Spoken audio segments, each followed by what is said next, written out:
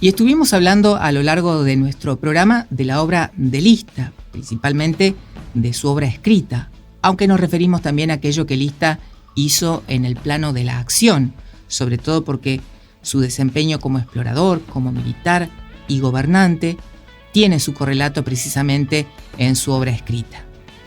Y hay una característica en Lista que quizás se haya notado a lo largo del programa, y es que en su obra resulta bastante ambivalente.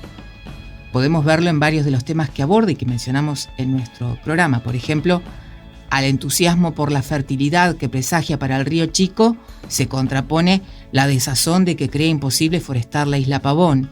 Los zonas que supuestamente lo atacaron son gigantes como los tehuelches, pero mide a los tehuelches para contradecir a los que dijeron que eran gigantes. Describe la Patagonia como un espacio desolado y desolador, pero arenga sobre lo factible que es poblar la Patagonia y extraerle riquezas. Y en este sentido, no extraña que también respecto a su figura haya una ambivalencia. Aunque se lo pueda asociar a Lista muy directamente con el exterminio de los indígenas, se lo suele mencionar también como amigo de los tehuelches, y por momentos, como deja asentado en Viaje al país de los tehuelches, Lista parece ver con claridad lo que ocurre y lo que debería ocurrir con los tehuelches. Es verdaderamente inconcebible lo que sucede. Diríase que pesa sobre ellos una maldición divina. Son los dueños originarios de la tierra en que habitan y esa tierra no les pertenece. Ni siquiera poseen una parcela donde puedan descansar al término de la jornada. Han nacido libres y son esclavos. Eran ayer robustos y de cuerpo agigantado. Hoy la tisis los mata y su estatura se amengua. Todo les es contrario. El vacío los rodea, van a desaparecer. ¿Y qué hacen los gobiernos? Nada. Los ven morir con la misma impasibilidad con que el César veía morir a los gladiadores en el circo.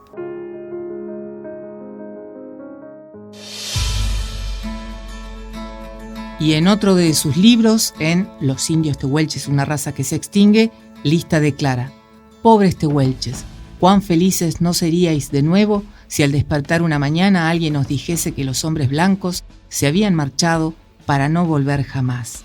Pero la tensión entre este tipo de declaraciones y su accionar, el accionar de Lista, no está solamente en relación con el hecho de que haya participado, que haya liderado, mejor dicho, una matanza de indígenas, sino que en las mismas declaraciones en las que ensaya una defensa de los indígenas, en realidad en la práctica propone extinguir su cultura, extinguir su modo de vida, convertir a los zonas o a los tehuelches, o sea, a los dueños originarios de la tierra, según las propias palabras de Lista, convertirlos en trabajadores rurales. En definitiva, como dijimos antes, es una transculturación, es el reemplazo de una forma de vida y de unos valores propios por los de una cultura ajena que se impone.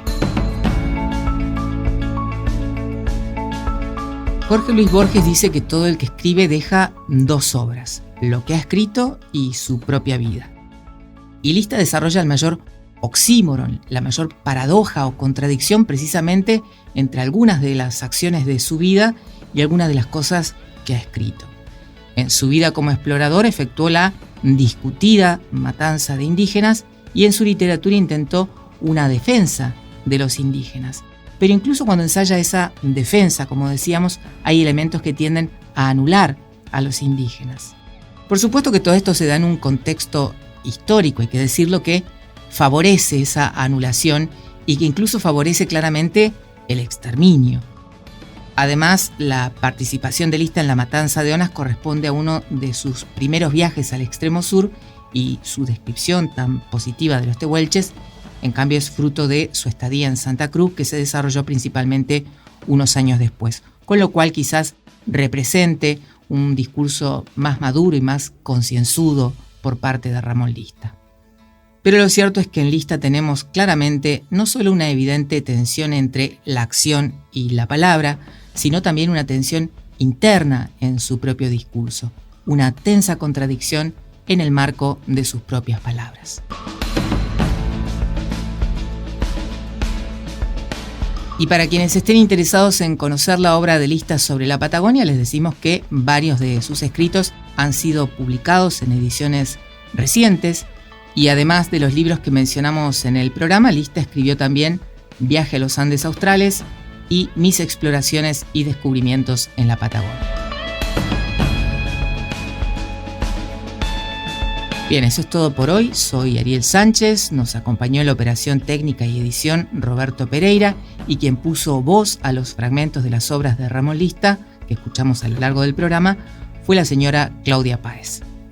Nos reencontramos en una próxima edición de Patagonia, Territorio de las Palabras.